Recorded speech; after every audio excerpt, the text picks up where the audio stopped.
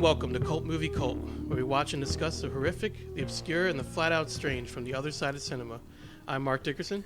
And I'm Jeremy Fink, and this is the fifth and final episode in our series Practically Terrifying, a celebration of 80s creature features. Today we're discussing a true cult classic, Pumpkinhead from 1988, directed by legendary special effects artist Stan Winston, and starring Lance Henriksen, John D'Aquino, Jeff East, and Kerry Remsen. The film follows a vengeful demon whom attacks whoever it is summoned to destroy. Jimmy Joe, you done bad. Y'all know what settles on badness, don't you? Pumpkinhead. Pumpkinhead? Y'all stop! There ain't no Pumpkinhead. What about old Mr. Foley? He moved away. Pumpkinhead got Teared off his head and drank all the blood. Did not. Did too. Shut up, Hesse. Keep away from Pumpkinhead unless you're tired of living. His enemies are mostly dead. He's mean and unforgiving. Stop it!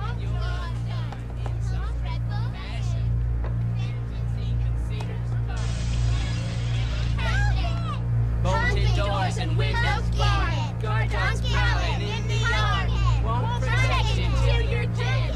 Just live from Pumpkinhead. So keep away from Pumpkinhead. Stop it! Stop it! All right, so yeah, this is the last one in our series, Jeremy, and pretty interesting one to talk about, I would say. Mm-hmm. It is also, like you mentioned, the directorial debut of Stan Winston, the legendary special effects creator and technician, as well as makeup effects on so many classic films. Just a brief list here: Jurassic Park, Terminator, 1 and 2, actually, Predator. So this is iconic effects, that we're talking about here. So very interesting to see a film directed by him. He did direct more than one. This is probably the most notable out of all of those. Although a no-name Norm is interesting. Might be talked about in the show at some point. Yeah. But because of his background and everything, I imagine this is another film that most likely stemmed from the creature itself. We've talked about that before, or the idea of a certain kind of creature. And this is certainly a very cool looking creature. It's very different, unique looking. What did you think about the design of this Pumpkinhead creature? Yeah, I thought this was a pretty awesome design, and I like that, we kind of, obviously if just how the kind of financial side of the film industry works, I would imagine that at the time a big selling point for this film was Stan Winston's going to make a monster, and that was probably how he got to direct it, is he came in and said, it's going to be all about a monster, and they were like, okay, take our money, go do your thing.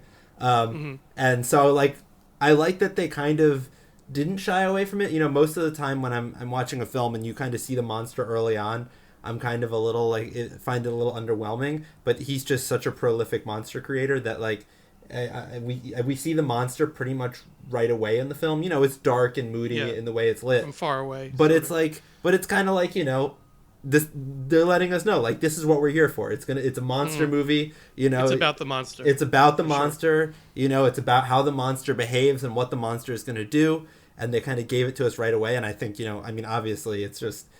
In terms of how 80s creature movies, I don't know, you can't get much better in terms of the actual design and functionality of a monster than a movie like this. Yeah, that's why I definitely wanted to include this one in our series, and I think it's a good one to end with for sure. So there's apparently, in the opening credits, I didn't know this until I saw this in the opening credits, or I didn't remember it, but it says that the film was inspired by a poem by Ed Justin, which you don't see that too often, inspired by a poem. So no. That was very interesting to me, and there's very little information regarding this. I tried to look up the actual poem, and I wasn't able to find anything. Although the rhyme that the younger kids say in the film itself to kind of scare the little brother character, I guess, outside the general store is the original poem, or at least part of it, which is called Pumpkinhead. So yeah, well, what I'm seeing here, I'm seeing it online. It is, at least it says original version. This is on the Pumpkinhead.fandom website. So okay, I did not see that. I'm guessing that this is the thing. So it says, keep away from Pumpkinhead. unless you're tired of living. His enemies are mostly dead. He's mean and unforgiving. Laugh at him and you're undone, but in some dreadful fashion. Vengeance he considers fun and plans it with a passion. Time will not erase or blot a plot that he has brewing. It's when you think that he's forgot, he'll conjure your undoing. Bolted doors and windows barred, guard dogs prowling in the yard, won't protect you in your bed, nothing will from Pumpkinhead. So, Okay. was that the? I'm trying to remember because it was that verbatim what they said in the. They said like I think the opening lines of The it, opening lines, yeah. The first one. Yeah, that's interesting. First of all, for a poem to be it's kind of done in like the tradition of like these old folk style, folktale, kind of like these almost like these warning poems about creatures and things like that, monsters. So it's I'd be really interested to know the origin of that, not only the poem, but how it got from that to Hollywood. Yeah, would be very interesting to me. It is a pretty wild poem, in and of itself. It's like I don't know, just I think it's so hard to invent a monster, Yeah, like it's almost like the monster already existed, but it's like there's it's not like it's a vampire or a like a zombie or like it's not like there's lore about this Pumpkinhead thing. It seems like this poet just conjured this thing, and it's kind of cool in the poem. He doesn't really describe what it looks like, right? Which you can entirely use your imagination to to think about what it would actually be. Which is probably maybe in whoever decided to turn it into the movie is what drew them to it, is that it was like it kind of gave the tone and the not the motivation but kind of the functionality of the monster and how the monster is kind of clever, like he'll bolted doors and windows barred, like he or like vengeance he considers fun and plans it with a passion, just like how he just like the tenacity, like it's coming for you. Yeah, and nothing you can do about it, kind of thing. Yeah, and something that's like a monster, like, but also, and we'll get to it more. But the monster in this was kind of playful, like it kind of seemed to enjoy tormenting people, which is for a classic movie monster is not always the case. A lot of the time, it's just kind of this beastly, out of control thing. Yeah. So I don't know. It's cool. I'm glad we more methodical. Yeah, it's definitely interesting. Well, just to get into the film a little bit, so it opens in 1957, so it's like kind of opens in the past, and so it's like this small farmhouse and this family, and you don't really know exactly what's going on, which is kind of cool. It really sets the scene of mystery around this creature, but the young child is essentially watching. So there's a person that tries to come into the house, and they won't let him, and they lock him out.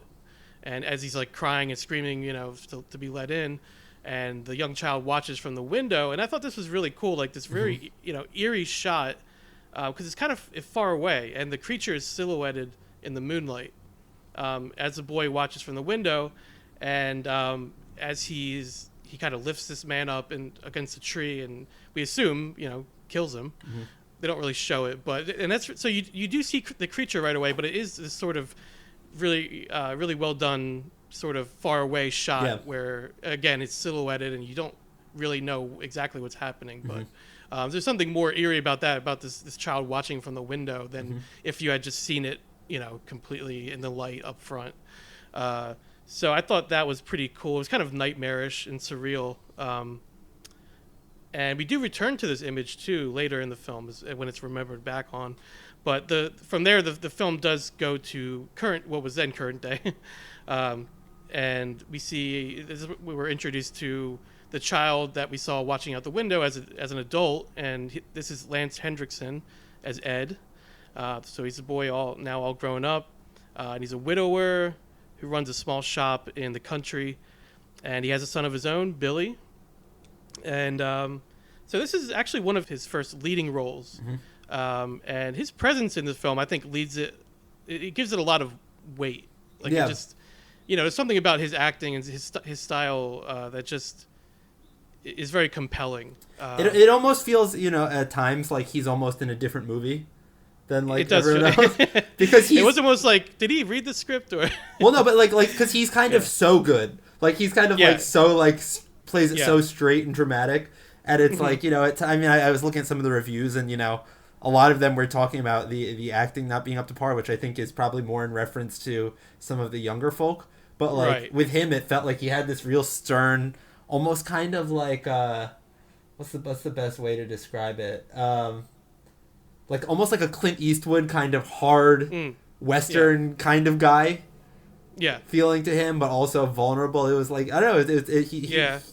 Well, I guess I don't know if he's a method actor, but he's playing this widower that lives out in this farmland. This runs this small shop. So I guess maybe he just really gets into each role, and who also has like a very severe childhood trauma. Right. Like he witnessed his dad turn away a man who then got viciously murdered. By a demon, yeah. It's like this guy has some stuff on his plate. He's been through it. Exactly, and it must be one of those things where it's kind of like, did I imagine that happening? Or, So. Or maybe he, if we're getting deep into the psychology, perhaps he, like kind of repressed the memory. Right. And then this, this probably have to. Yeah. This violent incident, which we'll talk about in a second here, kind of brought it up for him, and that's what spawned it all. I don't know. Yeah. Most likely, but yeah, you can tell he's got a lot going on inside his head, and he's also just trying to take care of his son and run this shop, trying to live his life, right? So, and we do first hear about this legend of this creature called Pumpkinhead around the same time, and then we're introduced to the city folk, who I called them teens in my notes, but I don't even know if they're actually teens. They don't really look like teens. I just associate these kind of like slasher horror movies with teens, I guess. But I think they said one of them had like a previous driving charge, Joel, who and so I don't know. Yeah, maybe not teens, but maybe like college kids. Right. Maybe more like college kids. Yeah. We'll call them young adults. I guess. But they show up. Say the community college gang. It seems like. I guess they're like on a little bit of a trip, or just kind of they're riding their motorcycles. But they come out to this shop, and they start riding around. I guess are they motorcycles or like ATVs? I think they're dirt bikes. Dirt bikes. So they're riding around these dirt bikes, and this is when tragedy strikes. And the son, Billy, who is pretty much all Ed has besides his shop, is critically injured by one of the dirt bikes when they do like a stunt or they go off like a little hill and basically come right down on him. So after that, Ed is obviously distraught when he discovers his son kind of all mangled and just laying there in the dirt. And he brings him to an old woman out in the woods. And I always enjoy these kind of like old school witches when I see them show up. Like I don't know why I enjoy these types of characters so much. Yeah. I guess like there's so much tradition in them, and I like when they actually, when they're like actually these kind of older looking decrepit. This one's very decrepit. The makeup was done is phenomenal on this one, and he kind of brings his son out to this. We don't really know it's a witch. We kind of assume there's something supernatural about her, and she tells him that she can't bring his son back, but that he can call upon vengeance to come down on the young adults responsible for his death. Which is an interesting thing, because you at least for me, I found myself kind of wondering, like, could she bring his son back, or is she just wanted to be, like? Well, you wonder why he brought him there in the first place. Like, what did he think was going to happen? Yeah, I think, and and we'll get into it, but I think like there's so much stuff in this movie that kind of gets into the idea of how much of it is him, and how much is of it is like the monster, and it's like he really does have a lot of agency in this movie. In fact, as we spoiler alert kind of learn at the end, he's essentially kind of decides the fate of everyone in a way. And it's like, I don't know, it's just this idea of him going there and him making this decision. It's like, this isn't a movie where it's a monster that is spawned because of some mistake or something like that. Like he very clearly makes a choice. It's a conscious decision. It's a very conscious decision. Yeah. Which is definitely different than a lot of monster movies. It gives it this other sort of depth to it. That the main character is so responsible for everything that happened, or entirely responsible, even though he might not know the severity of what's going to happen. she does warn him in this scene, and she also tells him about a graveyard way out in the woods and tells him to bring a shovel. So that's kind of like his instructions. And this series, Practically Terrifying, we've talked about practical effects monsters a lot, about creatures and all kinds of things like that. But I think the makeup, like, again, I'll mention it here, just it deserves a shout out as well, because that's a huge part of these kind of movies, these kind of effects. So it's really well done with this character, this old witch crone type character. Really effective. But what did you think during the scene with with this witch character? Did you think it was? Were you like, this? Is this another movie now? Like, because it almost seems like something is going in another direction at this point. No, I thought it was really cool. I think it's. I think this is a fun movie because it does have these kind of twists and turns, which maybe defy conventional storytelling wisdom. Like, it does feel like it kind of pivots a few times. But I don't know, that it's kind of fun. It felt surprising. It is fun. Yeah, it's a cool build up too to the return of the creature. Yeah. Along with a fresh corpse from the graveyard and a blood sacrifice, of course. So it's these kind of like old tropes, but they're done in like a really fun, interesting way. I think I found myself kind of expecting it. You see this guy and he's older and he has the kid. I kind of expected it to be a thing where like his kid would maybe discover something. I was kind of expecting his child to be a bigger part of the film. But you're right, Jeremy. I mean, there's something haunting, I think, and like unsettling about the idea of conjuring this legendary demon entity. It's different, and I think that and the creature itself are what struck me the most with this movie and kind of like sets it apart. And a demon that he witnessed firsthand how vicious and evil it is. Like, it's not like he's just like, I want them to just go away. Like, he knew exactly what this thing was going to do to them and how horrible it was going to be. It's very ominous. He did it anyway. Yeah. Yes. And she even says, like, when he returns after he has the corpse, like, now it begins, So she tells him, like, things are about to get a little crazy here. So, so his son does return. There's a brief scene where his son comes back to life, but it's merely to kind of, I guess, accentuate the guilt that he's now suddenly about to feel, where he says, "What did you do, Daddy?"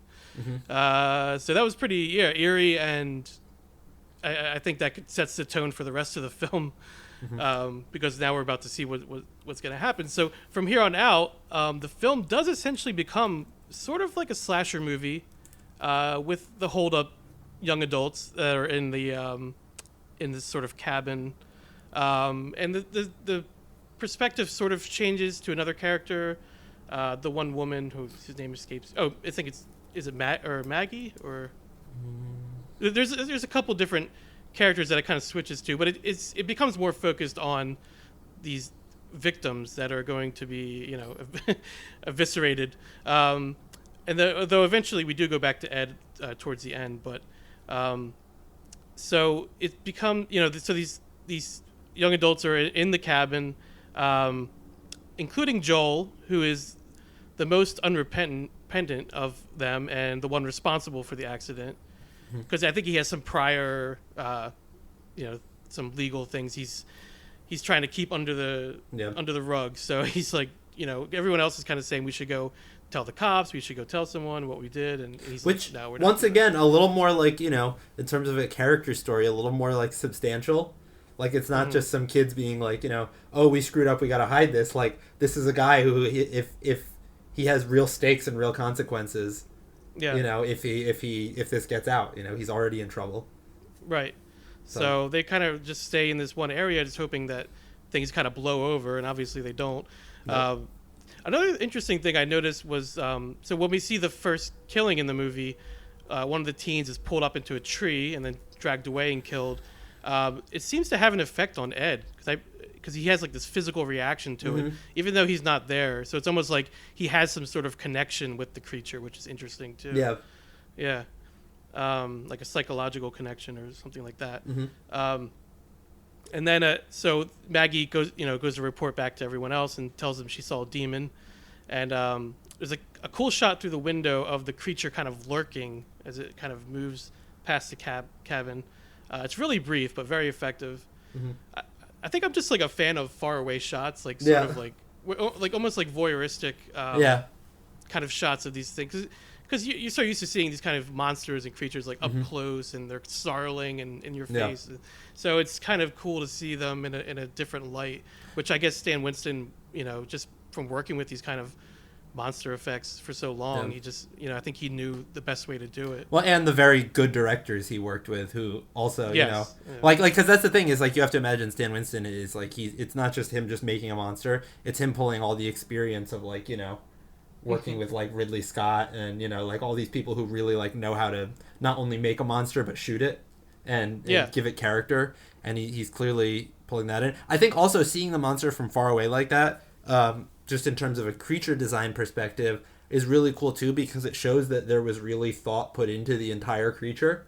It's like because I think that sometimes it's like, you'll see people make a creature and it's a practical effect, and they'll put a lot of time into the face and the gunk on its face and the wrinkles or whatever, but like the fact that they can show it from far away is like head to toe, this was designed to be a creature.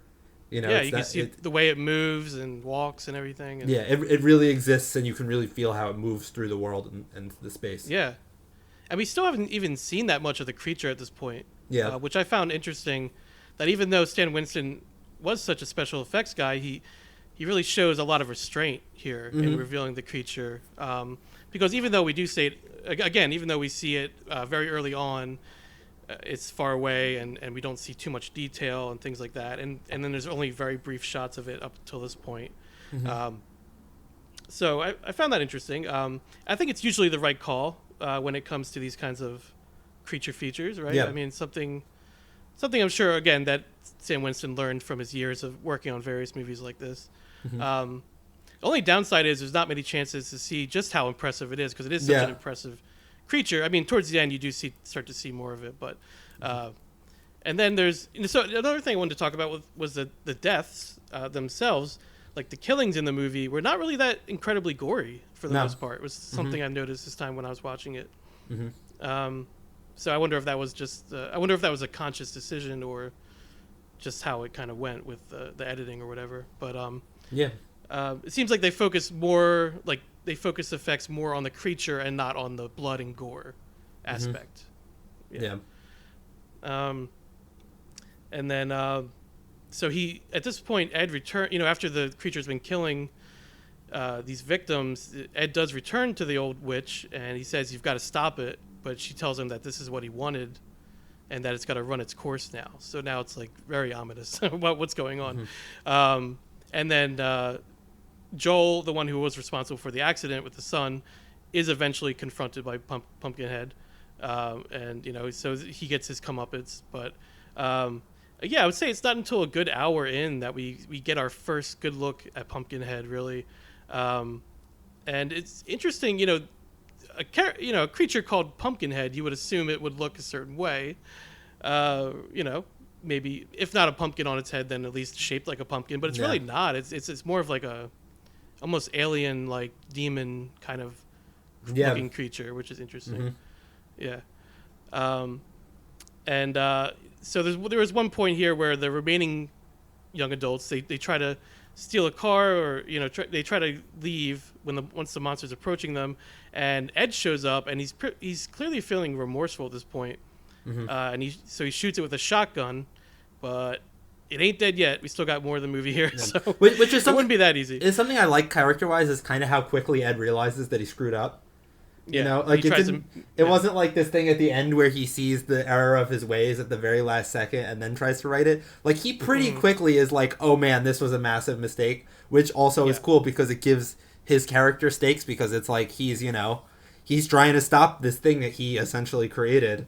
And it does. If we're talking about like a Frankenstein monster kind of reference or something like that, the idea of the creator of the monster trying to reel in his creation is kind of a classic monster trope.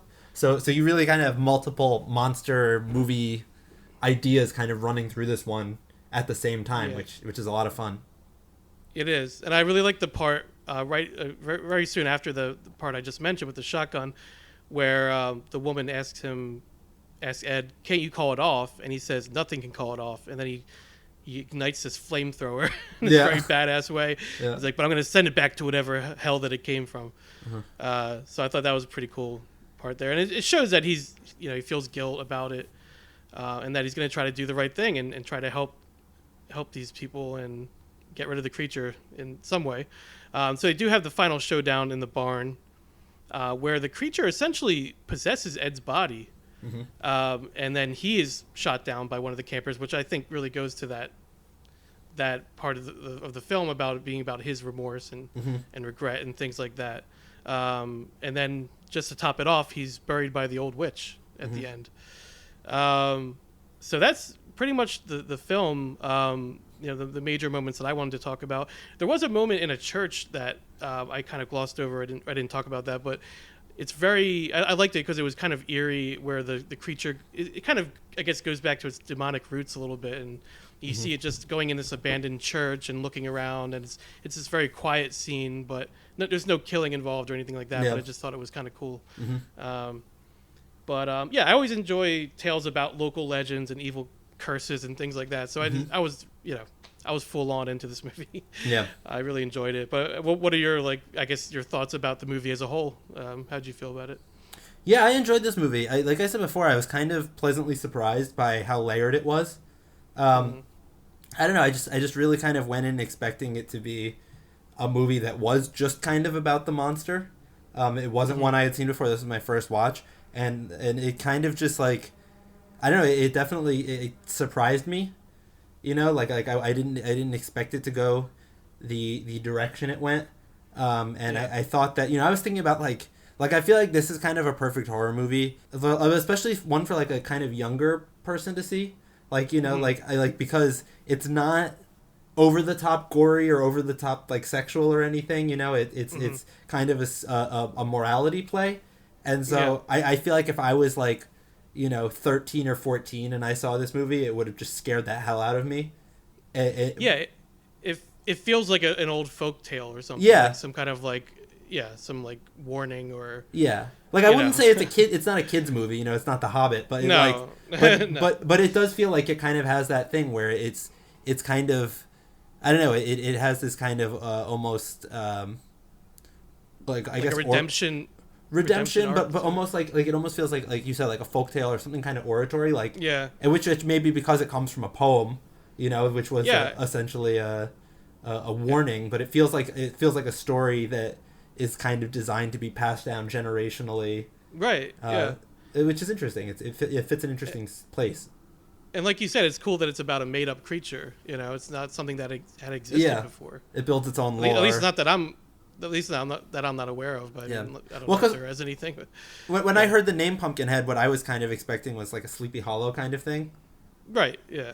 And this has some gothic elements to it, but it also kind of has a little bit of a Western element. It kind of has that more contemporary teen scare kind of thing. It's playing with a few different ingredients, and I think for the most part it weaves them together pretty well. I think it balances them.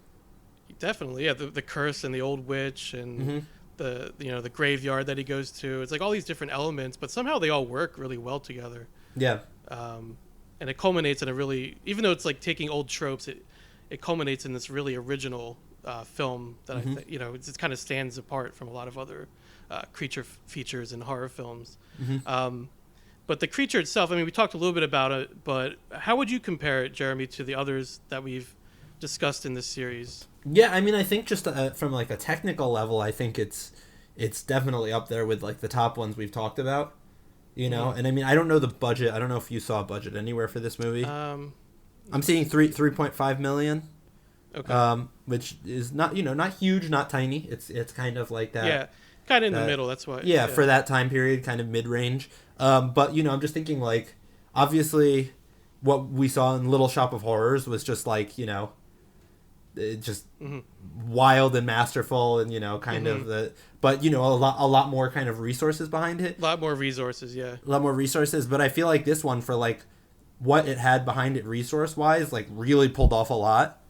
I think that this is, I want to say kind of close to a Little Shop of Horrors. Little Shop of Horrors, I think, kind of had more room to play and could be more expansive with it. But in terms of how the creature moves and the believability of the creature, I think this one is in a similar a similar echelon. It like I don't know. Yeah, I think it really worked for me.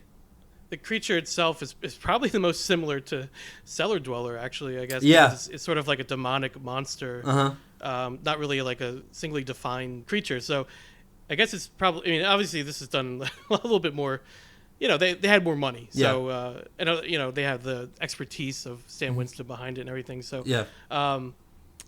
But it's also sort of like indescribable. That's kind of what makes it cool in a way. I think it's one of the most like inventive and creative looking creatures, certainly that we've talked about in this series. Because there's not like any one thing you could draw back. You could draw the lineage back to like to where it came from, or it's not a werewolf, it's not a plant, it's not anything like that. So just more of an actual monster. And you could tell a lot of thought was put into the way that it looks and the way it moves. Very unique and pretty terrifying too. I mean, it's certainly effective. And again, with a name like Pumpkinhead, at least I would be like expecting something kind of more goofy. But that's certainly not what we get here. Definitely more demonic. And I liked how inhuman it looked. Like it really was like anything, not like anything you've seen really. So really cool. And we talked about budget a little bit. I mean, I think that's part of the reason. So Stan Winston was sent the script. Originally, he was going to just, he was being asked to just do the effects on it. But he saw a project that it would be an opportunity for him to make a directorial debut. And I think because he just knows these types of things in and out, and he's worked on so many big films, that he knew what to do with the small budget that they had. And I think that he made it, he kind of squeezed every drop that he could from it. And he was just really smart about how he showed the creature and things like that. But there was a team, separate from him that actually worked on the creature. And he was more of like a guiding light, or they would ask him questions about things, but he did kind of he gave them a lot of advice, obviously, and things like that. But he was really just a director on this and kind of overseeing everything. So I think it was. So he pretty much gave free reign to the artists and designers. It was Alec Gillis, Shane Mahan, John Rosengrant, and Tom Woodruff Jr. were the ones. Actually, the last person there wore the suit, the Pumpkinhead suit. So, but again, certainly his experience regarding creature work. He was able to. Because $3 million is not nothing, but it's still pretty limited. So I think he made the most of it.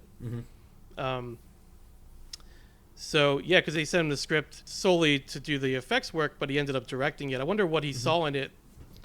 Well, there was a quote that I have from it. It said it was a small picture, something I thought I could handle as a director, and I felt there was a lot that I could bring to the story. So I told the producers, I'll do the creature, but only if I can direct the movie.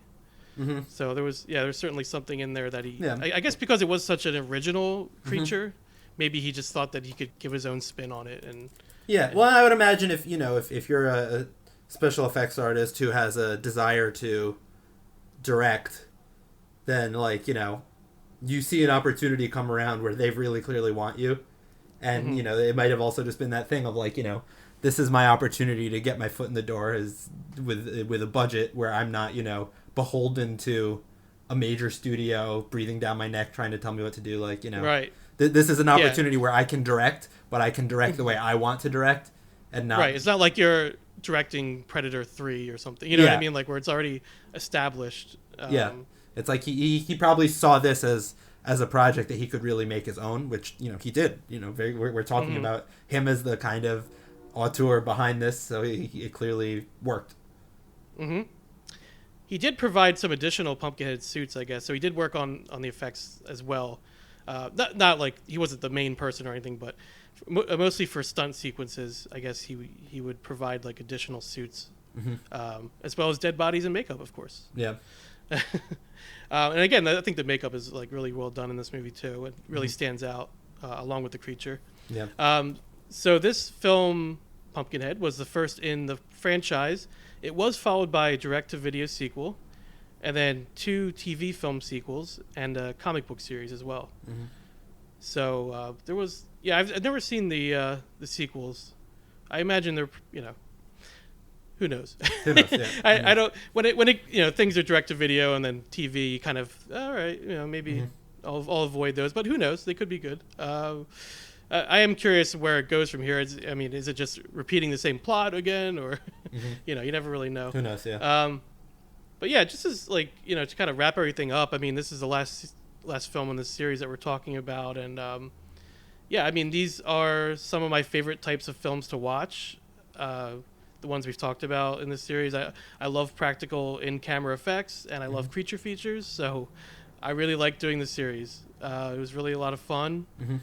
Jeremy, did you have any final thoughts about the films we talked about, or anything? Well, yeah. So this one, I just wanted to point out. We kind of touched on it briefly, but that the witch at the end of this movie buried Ed.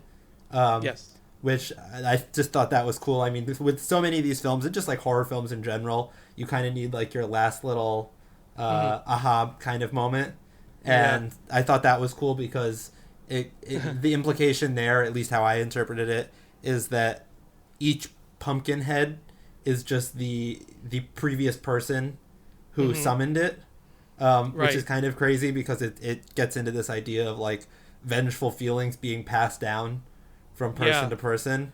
So that was kind of cool, is that eventually Ed would become the next Pumpkinhead when the next I was reading what I didn't see the second one, but when I was reading about it, there was some speculation that it actually is Ed that it's Ed, returns. So I thought that was cool, and I also think the idea of planting, if we're going to try to figure out why they called it Pumpkinhead, I think that's kind of maybe the closest thing, is this thing planted in the ground, a person planted in the ground who sprouts into a vengeful monster. Yeah. I don't think there's a single pumpkin in the movie, is there? Yeah, I don't know. It's also, in all likelihood, they were trying to just, I would imagine, I could be wrong, that this got like a late September or early October release. Halloween. They were probably just trying to hit on that.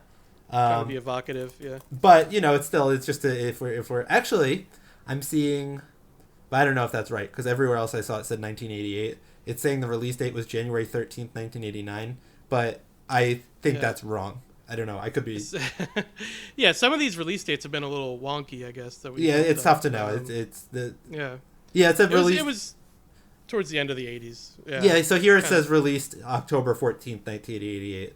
That sounds a little more. Yeah, that sounds about right there. That's about right. But yeah, so that just that was a thought, just the why it was called Pumpkinhead, and that could be that. But yeah. In terms of this series as a whole, I don't know. This has been a lot of fun.